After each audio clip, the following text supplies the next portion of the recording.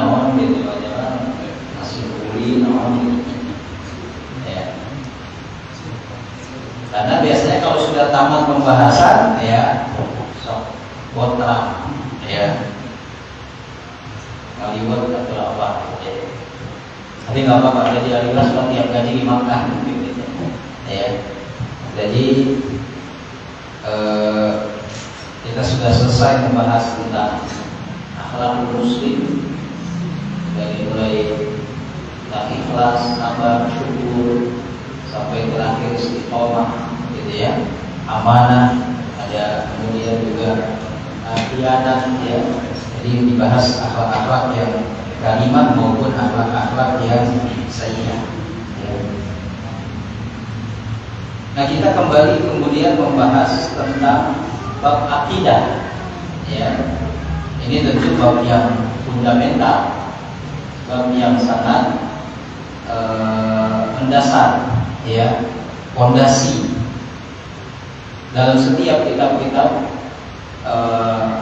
yang ada, ya, seperti kitab-kitab akhlak ataupun adab sekalipun, itu pembahasan pertama pasti tentang akidah, tentang keimanan atau rukun iman, ya. Nah, kalau di kitab Minhajul Muslim ini penulis itu kemudian membahas bab akidah itu dengan bersandar pada dua dalil, yaitu dalil naqli dan dalil aqli. Ya, dalil yang naqli yaitu yang bersumber dari Al-Quran dan hadis, kemudian dalil aqli. Nah, ini uniknya kalau bab akidah boleh pakai dalil aqli, ya kan? Justru itu menunjukkan bahwa ajaran Islam ajaran yang logis sebenarnya, gitu ya.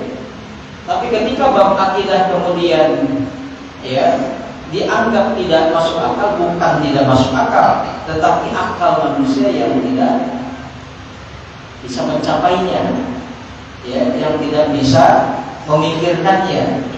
Tetapi tetap dalil akli itu, ya, menjadi penopang dari bab akidah ini, ya. Kalau tidak salah saya pernah membahas tentang pasal yang pertama, yaitu al-iman billah, beriman kepada Allah. Di situ kan dalil naklinya jelas dalam Al-Quran, ya.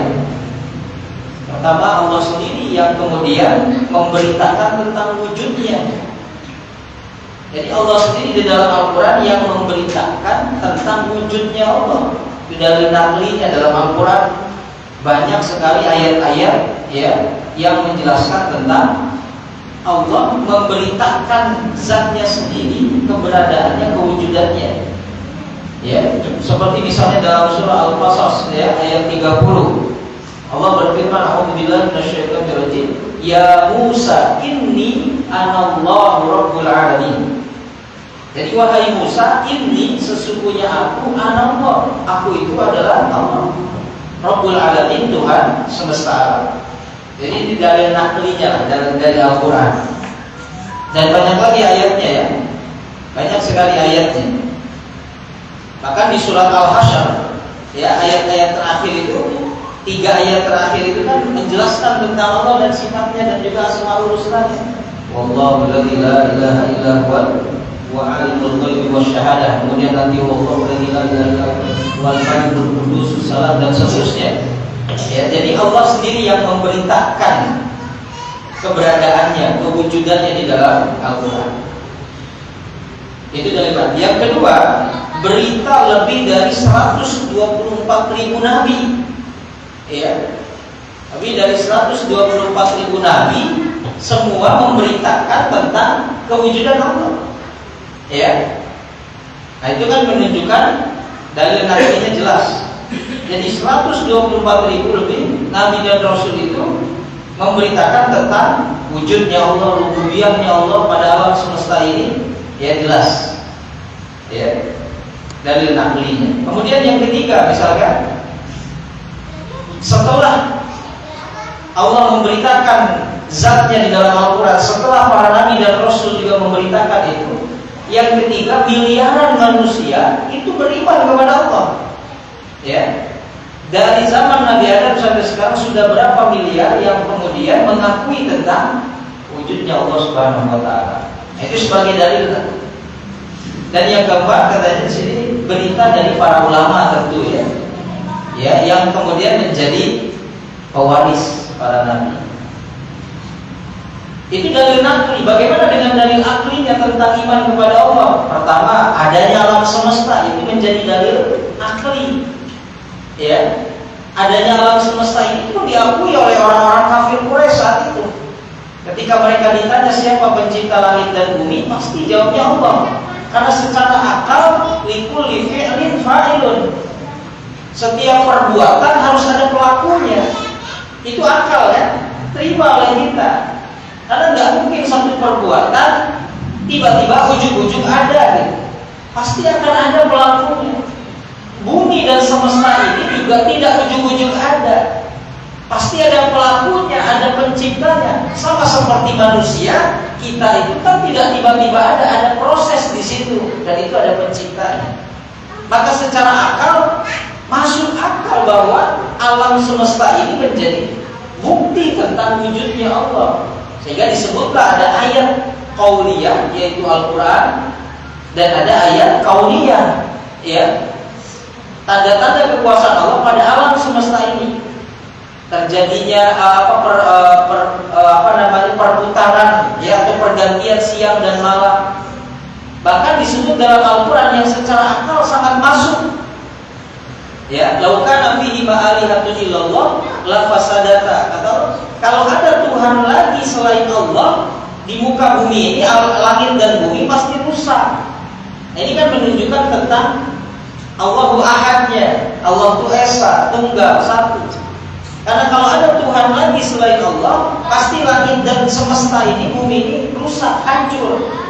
Sebab Tuhan yang satu ingin matahari terbit dari timur, Tuhan yang satu lagi ingin matahari terbit dari barat. Gak akan ketemu ini. Ya, maka bisa berantem ini Tuhan satu dengan yang lainnya.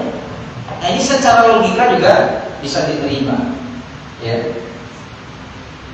Yang kedua, adanya firman Allah pada kita yang selalu kita baca dan kita lihat. Al-Quran itu sebagai dalil aklinya, maksudnya secara akal, Al-Quran itu wujud ada, itu sebagai bukti bahwa Allah ada. Karena itu firman Allah. Coba Al-Quran kok tiba-tiba ada, kan ada prosesnya, dia ada itu ada prosesnya. Sehingga manusia kemudian akal manusia menerima itu, ya. Allah Subhanahu wa taala, ya, ada firman-Nya yaitu Al-Quran, itu bukti atas wujudnya Allah. Karena mustahil ada kalam kalau tidak ada mutakalim. Balik lagi kepada akal, ya. Mustahil ada kalam, ada ucapan, tapi gak ada yang ngomongnya. Satu mahal. Kan pasti ada kalam, ada mutakalim. Ya, logika itu masuk, berarti diterima. Ya, secara logika adanya wujudnya Allah itu iya, ya. Gak mungkin ada kalam kalau gak ada mutakalimnya. Nah, kalamnya Allah apa? Al-Quran. Mutakalimnya Allah. Ya. Jadi kalam Allah atau firman Allah itu menunjukkan wujudnya Allah Subhanahu wa taala. Kemudian yang ketiga, adanya sistem yang sangat teratur. Tadi saya sampaikan matahari, ya, perputaran siang dan malam, pergantian siang dan malam. Itu kan sistem yang kita sebut sunnatullah. Ya, ketetapan Allah pada alam semesta ini atau sunnah kauniyah. Nah, adanya sistem itu sunnah kauniyah, sunnatullah tadi dalam penciptaan, pembentukan, lihat manusia, ada prosesnya, ada sistem yang berlaku. Ya. Itu adalah bukti bahwasannya Allah wujud gitu. Karena tidak mungkin sistem itu ada secara tiba-tiba tanpa ada yang membuat sistem itu. Kan sama di kita juga adanya undang-undang, ada pembuat undang-undangnya, maka ada legislatif gitu. Itu logika, ya. Jadi sistem yang ada kemudian yang menjadi sunnatullah, manusia diciptakan bermula dari nutfah, kemudian menjadi mudghah, alaqah dan seterusnya, itu kan sistem. Dan itu sudah berlaku, ya, sudah berlaku sejak awal Allah ciptakan. Wala tajida li sunnatillahi tabdila. Dan tidak ada yang bisa merubah sistem Allah itu, sunnatullah itu, ya, kecuali Allah sendiri yang berubah sebagai pemilik sistem, pembuat aturan tadi. Jadi tidak ada yang bisa merubah. Ketika itu berubah, maka berakhir bumi dan semestanya. Contoh, matahari sudah tidak lagi terbit dari timur, kebalikannya sudah menyelisih sunnatullah, yaitu terbit dari barat, yaitu kemudian jadi kiamat. Ya. Maka selama kemudian matahari terbit dari timur, terbenam ke barat, ya itu bumi masih akan ada gitu. Dan sistem itu akan berlaku. Ya. Sistem itu akan berlaku. Nah, itu salah satu bukti ataupun dalil wujudnya Allah Subhanahu wa taala, ya. Contoh misalkan sunnah yang umumnya kata penulis terjadi pada manusia dan hewan seperti tadi tersebut, berlaku juga pada pepohonan dan tumbuh-tumbuhan, ya. Yang mati pepohonan begitu Allah turunkan hujan, kan sistem dia hidup. Bahkan termasuk sistem-sistem yang di luar nalar manusia awalnya tapi terbukti. Contoh begini, jasad kita, manusia itu nanti litarat untuk 3 kata Rasulullah ketika meninggal, ya. Pertama lidud, yang kedua lillah, yang ketiga linafsi. Manusia untuk 3 ketika wafat. Pertama lidud, untuk cacing. Apa? Jasaduhu, jasadnya. Ya, lillah untuk Allah apa? Ruhnya. Walinafsi, dan untuk dirinya apa? Amal perbuatannya. Ya, ini kan sistem nih. Begitu manusia dikubur, pertama lidud untuk untuk cacing. Ya, apa? Jasadnya. Bahkan dalam hadis disebutkan, ya, cacing-cacing itu nanti akan masuk ke lubang-lubang manusia, tubuh manusia. Jadi masuknya lewat lubang, kan kita tuh banyak lubang telinga, lubang hidung gitu, mulut dan seterusnya. Jadi masuk lewat situ. Apa yang pertama rusak? Apa yang pertama hancur? Otak. Karena otak manusia 85% air. Ya. Jadi hancur itu. Ya, cuman anehnya ini, ya, kekuasaan Allah, cacing-cacing dun itu cacing yang khusus memang memakan tubuh manusia. Itu ketika kemudian jasad manusia itu dimasukkan atau digali, itu nggak ada cacingnya. Tapi begitu jasad itu masuk kemudian sudah diuruk tanahnya, cacing muncul. Nah, itu kan kekuasaan Allah. Padahal ketika digali nggak ada cacingnya. Kalau ada kan gitu, buang-buang, jauhin biar jasadnya utuh kan gitu misalkan, ya. Tapi ternyata tidak, ada saja cacing yang muncul. Nah, tubuh kita ini hancur, dimulai dari otak, kemudian ke daging, kulit, sampai tulang. Hanya tulang yang tidak rusak, tulang ekor kan gitu. Di tubuh wanita yang tidak rusak apa? Rambut. Jadi rambut perempuan mah tidak akan hancur, dan cacing itu begini. Nggak suka. Kenapa? Rambut wanita mah hanyir katanya. Amis. Bau amis maksudnya, amis. Manis. Hanyir, ya. Kenapa? Karena di perempuan kan segala ada, ya, di rambutnya. Butuh, ada telur butuh, ketombe, ya, segala. Laki-laki jarang ada kutu, ya. Nah, tapi rambut laki-laki mah hancur, rambut perempuan mah enggak. Sehingga kalau ada jasad mayit kemudian udah rusak semuanya, rambutnya mah nggak gulung, ada. Sehingga dalam bab sihir yang diambil kalau orang mau menyantet melet rambutnya. Kan Rasulullah disihir juga oleh Labid bin Asad, diambil rambut Rasul, ya, kemudian diikat dalam satu simpul, kemudian min syarri nafathati fil uqad itu dibuat simpul.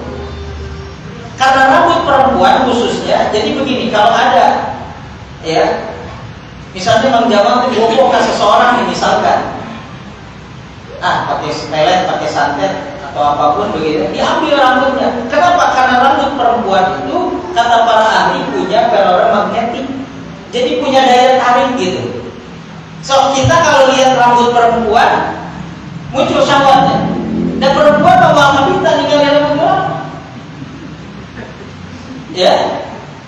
Tapi laki-laki ketika melihat rambut perempuan, sehingga kenapa? Sehingga dalam Islam nih hebatnya syariat Allah, rambut perempuan perlu ditutup. Orang kan, ya. Coba laki-laki melihat rambut perempuan, ya, apalagi kemudian hitam, halus gitu, ya. Iklan-iklan sampo di TV itu kan begitu, memperlihatkan rambutnya yang bagus dan Sehingga kemudian ada semacam propaganda, jangan ditutup atau lebar, kan gitu kan? Rambut bagus itu masa ditutupin pakai jilbab? Harusnya diperlihatkan, ya itu. Padahal rambut perempuan punya feromagnetik tadi, ada daya magnet, sehingga tadi yang namanya sihir pun pakai wasilah rambut. Kenapa bisa tarik? Gitu kan? Bisa jadi daya tarik magnet. Nah ini sistem, tapi kemudian hancur semuanya. Nah perempuan rambutnya enggak hancur, laki-laki tulang ekor tidak. Ya, ini kan sistem yang sudah tidur. Yang kedua, manusia itu lillah. Apa yang untuk Allah? Ruhnya. Jadi ruhnya itu kan ada dalam genggaman Allah. Itu yang disebut innalillahi wa inna ilaihi raji'un. Kembali kepada Allah dulu. Nanti akan kemudian dikembalikan lagi oleh Allah Subhanahu wa taala kepada jasad. Jadi jasad tak boleh hancur. Nanti oleh Allah diciptakan lagi, dibuat lagi, mayyuhil ilma wa hiya ramim. Ya, qul yuhyiha alladzi anshaha awwala marrah. Ke dalam surat Yasin. Sehingga fisik manusia akan dibuat lagi gitu ya. Yang penting kan ruhnya itu ada dalam genggaman Allah. Ya. Maka manusia lillahnya untuk Allahnya apa itu? Ruhnya kembali kepada Allah Subhanahu wa taala. Ya. Kembali kepada Allah. Nah ruh ini yang kemudian Rasul pun tidak diberitahu tentang detailnya ruh itu. Ruh min amri rabbi Allah. Ruh itu urusan Tuhan. Rasul pun gak tahu tentang ruh itu detailnya. Ya. Baru kemudian kalau jasad untuk cacing, ruh untuk Allah, lalu manusia dapat apa tuh? Amalnya. Ya, binafsinya apa itu? Amal perbuatannya. Maka harus posisi ya dalam sunatullah. Ya. Nah itu 3 dalil akli dan 3 dalil nanti keberadaan Allah Subhanahu wa taala. Sekarang beriman kepada rububiyah Allah Subhanahu wa taala. Ya. Apa yang dimaksud dengan rububiyah? Rububiyah itu berasal dari kata Rabb. Ya. Hanya Allah sebut Rabb. Ya. Rabb itu menunjukkan dialah yang menciptakan, dialah yang mengatur, dialah yang memberi rezeki. Singkat kata, rububiyah adalah perbuatan Allah kepada makhluk. Nanti kebalikannya atau lawannya adalah uluhiyah. Dari makhluk ke Allah itu uluhiyah. Tapi kalau rububiyah dari Allah kepada makhluk, sehingga yang didahulukan rububiyah dulu. Makanya Al-Fatihah kemudian mengawalinya dengan Alhamdulillahirabbil alamin, Alhamdulillahirabbil alamin. Sehingga manusia harus mengakui dulu rububiyah Allah. Nah, ketika manusia itu mengakui rububiyah Allah, maka akan mengantarkan kepada uluhiyah, yaitu menyembah dan kemudian beribadah kepada Allah Subhanahu wa taala. Jadi rububiyah dulu, akui dulu Allah itu sebagai Rabb, yang kemudian di dalam Al-Quran di surah Al-A'raf 172 alastu birabbikum, dan itu adalah pengakuan tentang rububiyah dulu. Bukankah aku ini Rabb kamu? Rabb itu di situ apa? Ya pencipta, ya penjaga, pemelihara, pemberi rizki. Tadi singkat kata dari Allah untuk makhluk, itu rububiyah. Dan kita harus tauhidkan, harus esakan dulu rububiyah Allah, karena tidak ada yang bisa melakukan itu kecuali Allah. Maka itu disebut rububiyah, pencipta, pemilik, pengatur, pemelihara segala sesuatu. Maka kemudian kita mengikrarkan setiap sholat, alhamdulillahirabbil alamin. Segala puji bagi Allah, Dia Rabb. Nah itu rububiyah. Ya. Nah untuk rububiyah, Abu Lahab, Abu Jahal pun sebenarnya mengakui ketika ditanya siapa pencipta langit dan bumi, man khalaqas samawati wal arda, yaqulun Allah. Pasti mereka jawabnya Allah. Cuma nanti mereka masalahnya di uluhiyahnya gitu. Allah rububiyahnya ngaku, tapi pas uluhiyahnya enggak gitu. Ya, pas menyembahnya bukan ke Allah. Ini yang dijelaskan. Rububiyahnya mengaku bahwa Allah menciptakan, yang menciptakan mereka, yang memberi mereka rezeki, yang menciptakan alam semesta ini, mengakui rububiyah Allah. Ya. Maka itu yang disebut dengan rububiyah. Tidak boleh kita kemudian menyebutkan Allah dalam hal rububiyah. Jadi rububiyah dulu dalam tauhid sebelum uluhiyah. Ya. Sehingga dalam konteks dakwah Rasul di Mekah, Rasul itu mengenalkan Allah itu ya, menyadarkan orang-orang kafir bahwa kalian bisa hidup, kemudian kalian bisa makan, minum, itu ada pemberinya. Ada yang memberikan, ada yang kemudian menjaga kalian, ada yang mengatur kalian. Sehingga tadi kita nggak usah mikirin pergantian siang dan malam. Semua sudah ada yang ngatur dan sistemnya itu sudah sangat rapi. Ya kan, kita nggak mikirin ya pergantian siang malam. Ya besok datang nggak ya malam? Nggak, kita mikirin ya. Besok datang nggak? Kita nggak memikirkan itu karena sudah ada sistem yang berlaku. Dan itulah rububiyah. Ya, itulah rububiyah. Dalil aklinya jelas tadi ya, surah Al-Fatihah. Alhamdulillahirabbil alamin. Kemudian juga surah Ar-Ra'd ayat 16, "Qul man rabbus samawati wal ard." Katakan Muhammad, siapa pencipta langit dan bumi? Siapa yang memelihara langit dan bumi? Qulillah. Katakanlah dialah Allah. Ya. Jadi banyaklah dalil-dalil naklinya bisa kita gali dalam Al-Quran. Termasuk tadi yang saya sebutkan Al-A'raf 172 itu.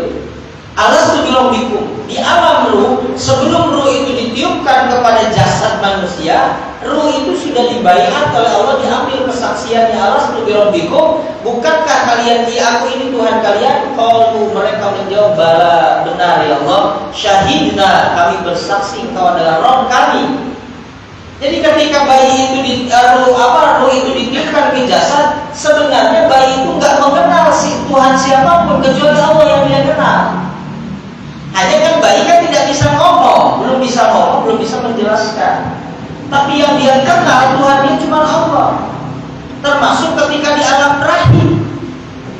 Ketika di rahim itu, bagaimana kemudian bayi itu? Kan ini kan rezeki yang nyamperin ya. Bukan kita yang nyamperin dan nyari rizki yang nyamperin bayi. Ya, kebayang bayi itu dari mana dia harus usaha bagaimana untuk dapatkan rizki? Kan gak harus susah. Rizki Allah yang nyamperin ke dia. Gitu. Ya, melalui plasenta. Ya, ibunya makan itu kan tidak langsung masuk ke plasenta, diserap nutrisinya saja. Jadi begitu ibunya makan jengkol, itu jengkol dan bote itu terus disedot kan. Kubayin kayak gitu kan, nutrisinya kan gitu. Ini adilnya Allah, makanya yang itu disebut adlullah. Rizki yang begitu disebut keadilan Allah. Ya, jadi belum bisa usaha kan bayi mah. Janin itu belum bisa usaha, tapi keadilan Allah. Sama keadilan Allah seperti Allah juga ngasih rezeki kepada orang yang tidak beriman kepadanya, itu adilullah. Tapi ada yang kemudian harus ikhtiar kita, itu namanya fadlullah, karunia Allah. Nanti bergantung dengan usaha kita. Tapi kalau adilullah, keadilan Allah, dapat semuanya juga rata. Itu yang kata para ulama kemudian terimplementasikan dalam nama Allah yang disebut Ar-Rahman. Allah Maha Pengasih. Jadi ngasih ke siapapun gitu kan. Mau beriman mau enggak, kemudian makan mereka dapat juga oksigen dari Allah walaupun tidak beriman kepada Allah. Itu Allah, itu rahmannya Allah. Ya. Maka di alam rahim itu para ruh tadi sebelum ditiupkan ke jasad sudah yang mereka tahu Allah Tuhan mereka udah nggak ada. Maka kemudian dilanjutkan dengan hadis kullu mauludin yuladu alal fitrah. Fitrah disitulah tauhid. Ya, fitrah tauhid. Jadi kita fitrahnya apa? Tauhid kita itu. Cuman kenal satu Tuhan, hanya Allah saja. Baru nanti kemudian dirusaknya dengan pendidikan keluarganya, orang tuanya, mungkin yang akan membuat dia Yahudi, Nasrani, Majusi. Lingkungannya, pergaulannya. Nah, disitulah kemudian fitrah itu terkotori, tercemari dengan kemusyrikan dan seterusnya. Tapi dia akan bisa kembali fitrah, sehingga orang yang masuk Islam suka disebut selamat sudah kembali ke fitrahnya.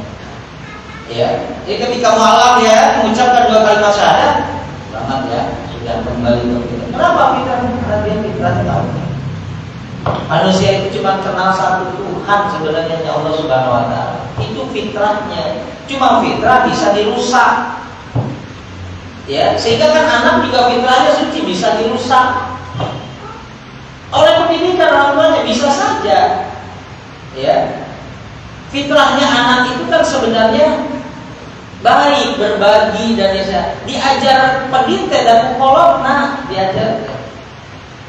Ya kan? Dan fitrah anak mah sebenarnya berbagi aja dengan siapapun, ngasih, tapi sama bapaknya atau ibunya. Nanti kalau nanti teman-teman kamu datang, jangan dikasih semuanya, diajari padahal si anaknya udah baper gitu ke siapa. Diajarilah sama orang tuanya. Makanya saya sebutkan cinta dan kasih sayang itu fitrah, benci itu diajarkan. Dan asalnya mah kita teh, anak-anak kita itu hanya ada cinta, kasih sayang. Benci itu diajarkan atau diturunkan. Ya, benci itu diajarkan atau diturunkan. Sehingga kan Abu Lahab itu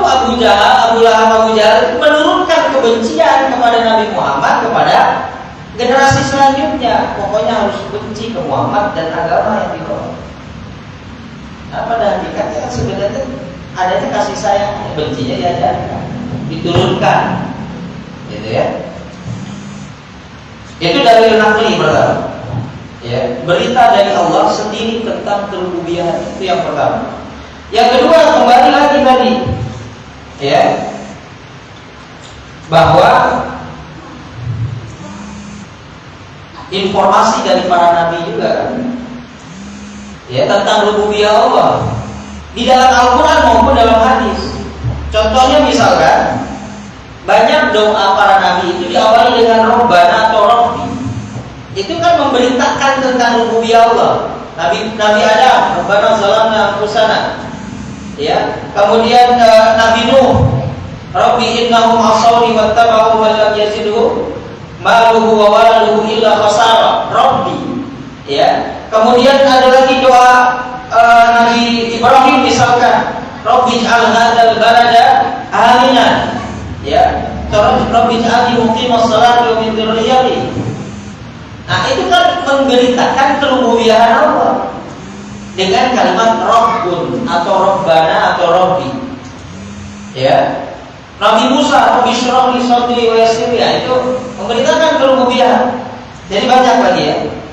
Ya, Nabi Zakaria misalkan, Rabbi la tadharni fardan wa anta khairul warithin. Rabbi inni wahana al-'azmu minni wasta'ala ar-ra'su syaiba. Ya, ya Rabb, sesungguhnya tulangku ini sudah lemah dan kepalaku, rambutku sudah berubah.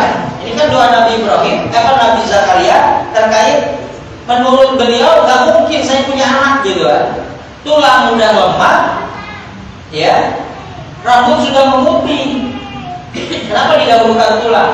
Karena kaitan dengan tulang ekor. Tulang ekor disitulah yang kemudian memproduksi sperma, yang kemudian dialirkan ke testis. Itu kan tulang. Sehingga mohon maaf, ketika tulang ekor manusia laki-laki khususnya rusak, secara medis dia tidak bisa lagi punya anak. Kan ada yang jatuh kena tulang ekor, itu bisa lumpuh. Ya. Atau dia tidak punya keturunan nantinya sebab rusak sistem untuk memproduksi sperma, jadi tidak bisa disalurkan ke testisnya. Sehingga tulang, ya, bukan rambutnya lah.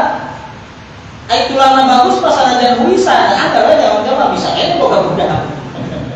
Ya. Walaupun kemudian wisan gitu ya. Nabi Ibrahim wisan. Udah tua kan beliau, tapi tulangnya masih bagus untuk kemudian memproduksi sperma ya. Secara medis itu punya anak. Walaupun ada yang menyukai 80 tahun beliau. Ya.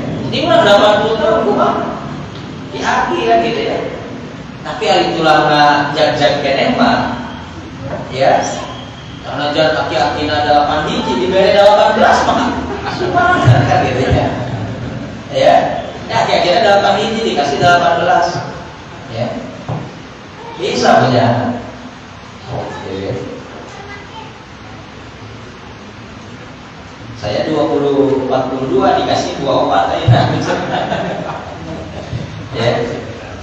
Jadi ngomong ke sorangan ya, tidak ada.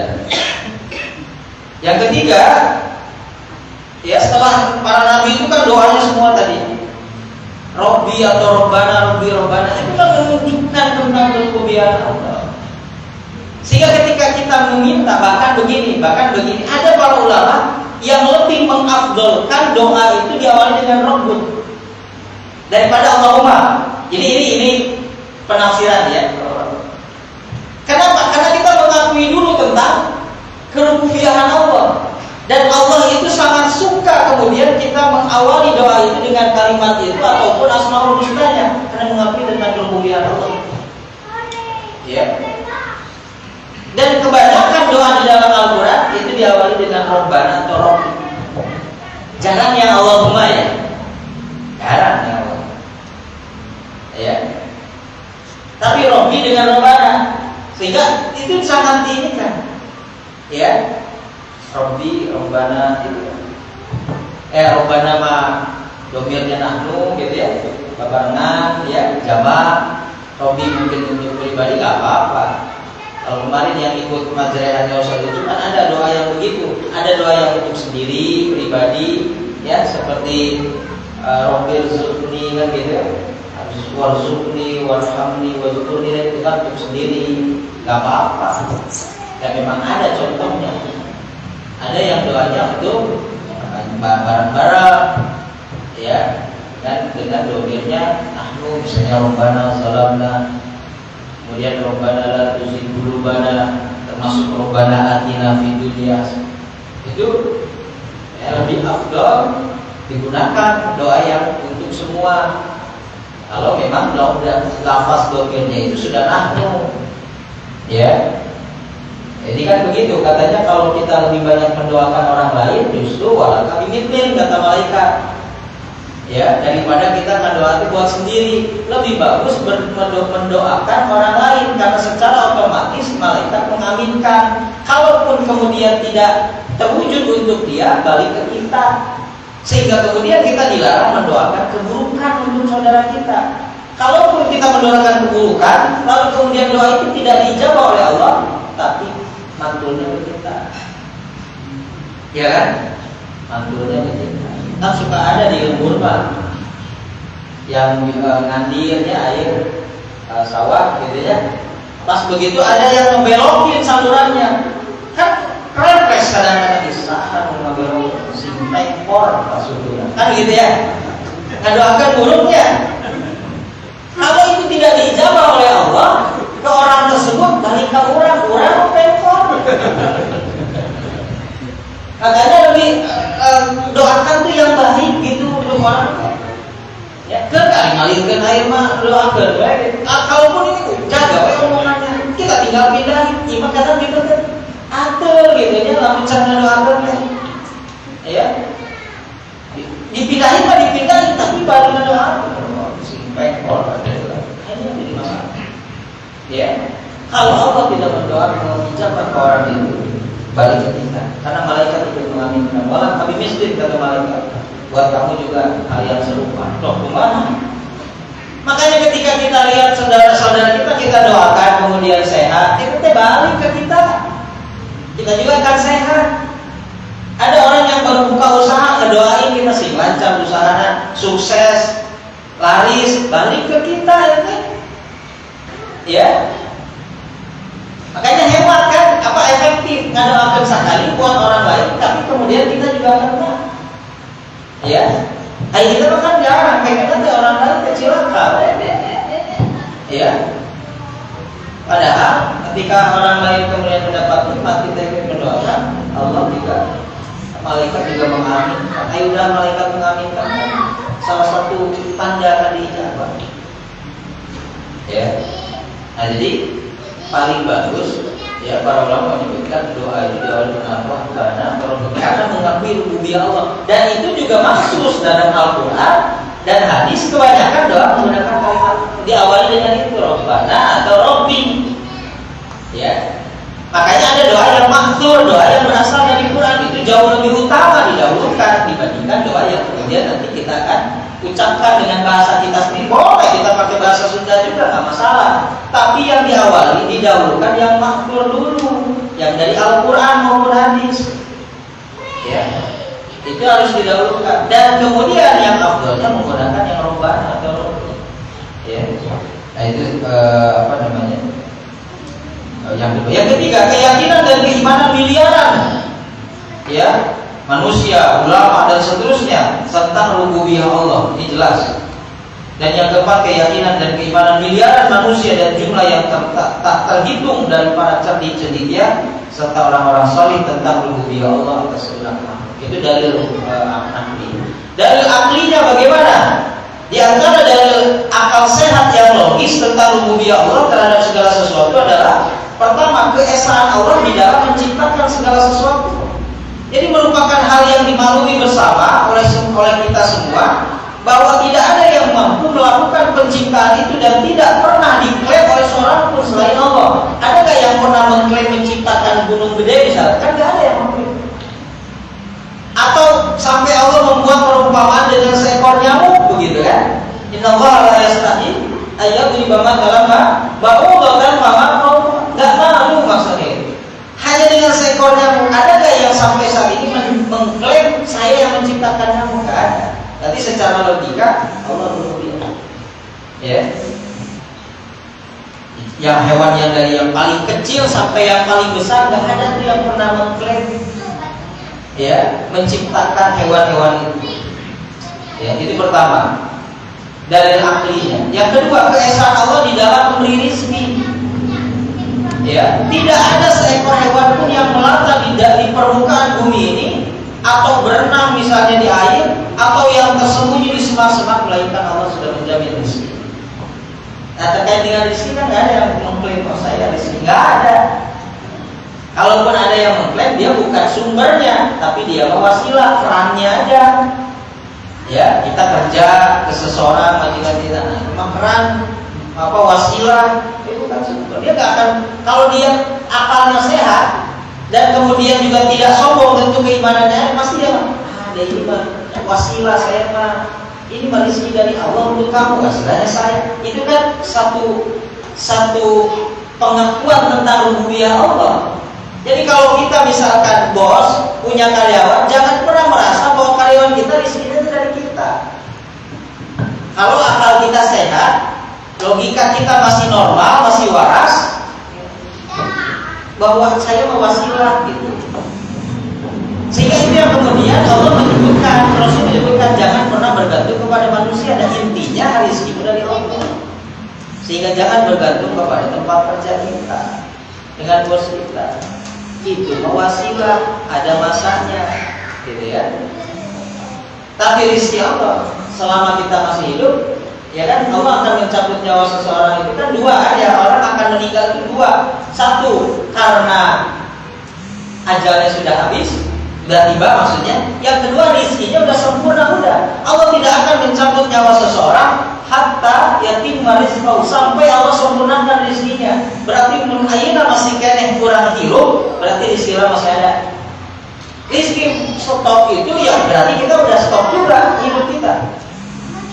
Ya, berarti stop kita, hidup kita udah stop juga. Tapi selama masih hidup, jangan takut rezeki kita habis. Dan masih hidup, berarti masih ada rezeki. Ya, masih ada rezeki.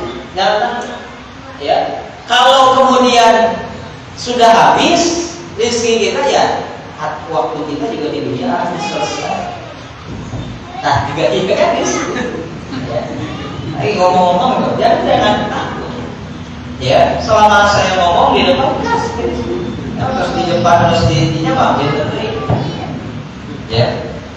Nah, jadi hal yang seperti itu, keesaan Allah di dalam memberi rezeki. Tidak ada ya satu makhluk pun, baik itu hewan, binatang, tumbuh-tumbuhan, bahkan manusia sekalipun. Ya, bahkan seekor semut, nyamuk, gitu ya.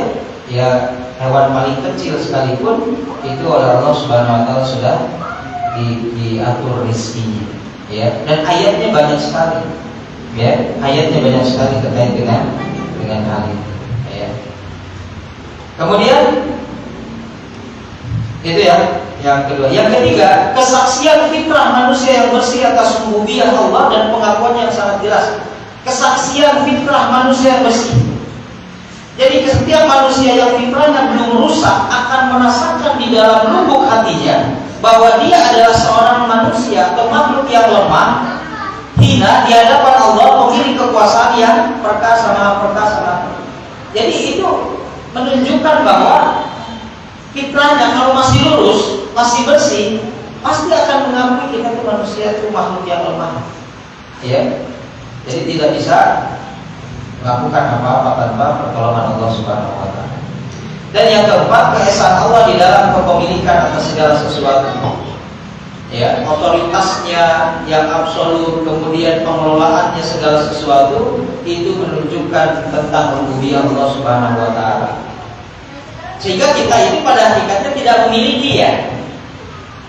Kita itu nggak ada yang kita miliki sebenarnya. Hatta oksigen pun setelah kita hidup harus kita lepas lagi ya.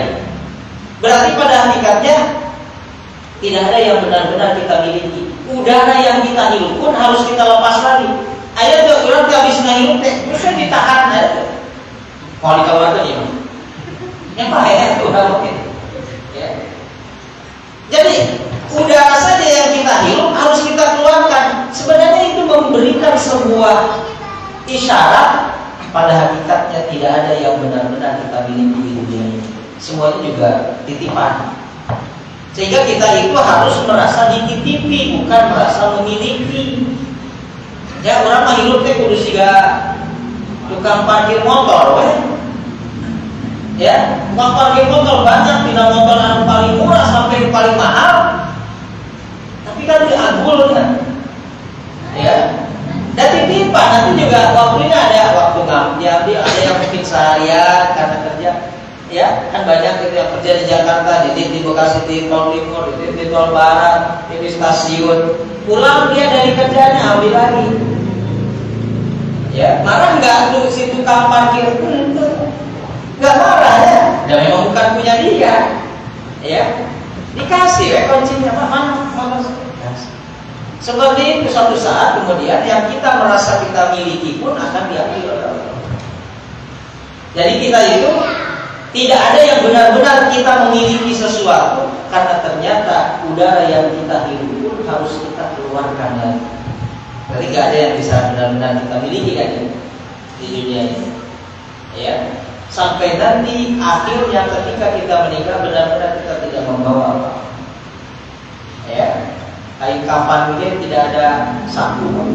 Ya, kain kafan sampai saat ini tidak ada yang dibikin saku ya, nggak ada sakunya. Ya, karena tidak ada yang kita bawa gitu. Nanti linafsihinya itu untuk kita apa? Al-amalus salih, amal saleh itu yang untuk kita. Ya, jadi manusia ya, keesaan Allah di sini dalam kepemilikan atas segala sesuatu. Jadi pada hakikatnya kita tidak memiliki apapun. Sebagai bukti dilahirkan ke dunia nggak bawa apa-apa, ketika wafat pun kita nggak bawa apa-apa. Itu udah jadi nggak usah lagi kemudian pakai dalil-dalil, itu mah udah ilmiah banget.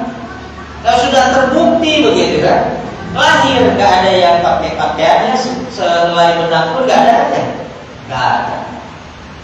Ya, walaupun orang tuanya punya pabrik garment gitu. Kadang-kadang si bayi teh lahir teh tos di jas gitu ya, kiosan dirham di jas, ya, atau udah anak pakai apa dia punya pabrik batik gitu ya, lahir teh bayi terus di batik, ya nggak ada. Itu kan tanda keesaan Allah terkait dengan tidak ada yang kita miliki sedikit pun. Begitu meninggal pun nggak ada yang kita bawa. Ya, nggak ada yang kita bawa. Kain kafan pun itu kan agak rusak, hancur juga itu kan.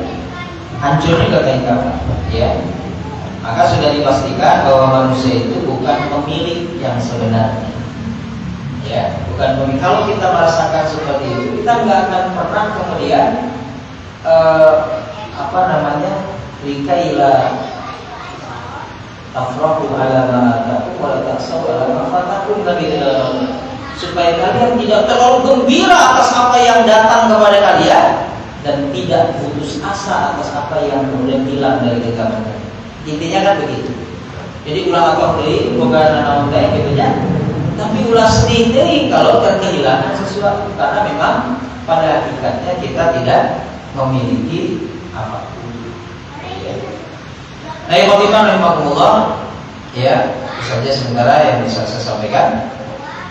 Baru pasal yang kedua terkait dengan beriman kepada rububiyah Allah Subhanahu wa taala, insyaallah nanti kita lanjutkan pada beriman kepada uluhiyah Allah terhadap seluruh makhluk. Ya, dari rububiyah kita akui dulu rububiyah, nanti rububiyah itu akan mengantarkan kita kepada uluhiyah. Kan harusnya begitu dulu. Kita kemudian akui dulu bahwa yang menciptakan kita Allah, memberi kita rezeki Allah, sehingga kemudian kita pun akan menyembah kepada Allah. Kan juga logika masuk gitu ya. Contohnya gini, kita taat sama majikan kita, kenapa ada dia yang ngasih gaji gitu ya? Itu kan logikanya. Kenapa kamu kemudian nurut ke dia? Dia ngasih kerjaan sama saya, ngasih gaji ke saya, sehingga saya bisa makan, sehingga saya bisa ini punya badan dan sebagainya. Jadi itulah mengakui dulu, ya, baru kemudian ada action yang selanjutnya yaitu uluhiyah, sehingga kita akan menyembah kepada Allah, beribadah, meminta pertolongan, berdoa hanya kepada Allah. Nah, itu uluhiyahnya. Nah, ini yang jadi masalahnya di orang-orang musyrikin Makkah saat itu. Ayo rububiyahnya ngaku, pas uluhiyahnya nah, itu sama juga bohong. Rububiyahnya ngaku Allah yang menciptakan dia, tapi begitu disuruh menyembah, enggak, saya mah kesini aja. Berarti kan kalau gitu juga majikan teh ngambek ya. Aneh teh gaji ti urang, tapi nurutna kabatur kan begitu kan. Nah, itu logika juga masuk begitu ya. Ya, wallahu a'lam. Kita nanti kalau ada pertanyaan kita lanjutkan.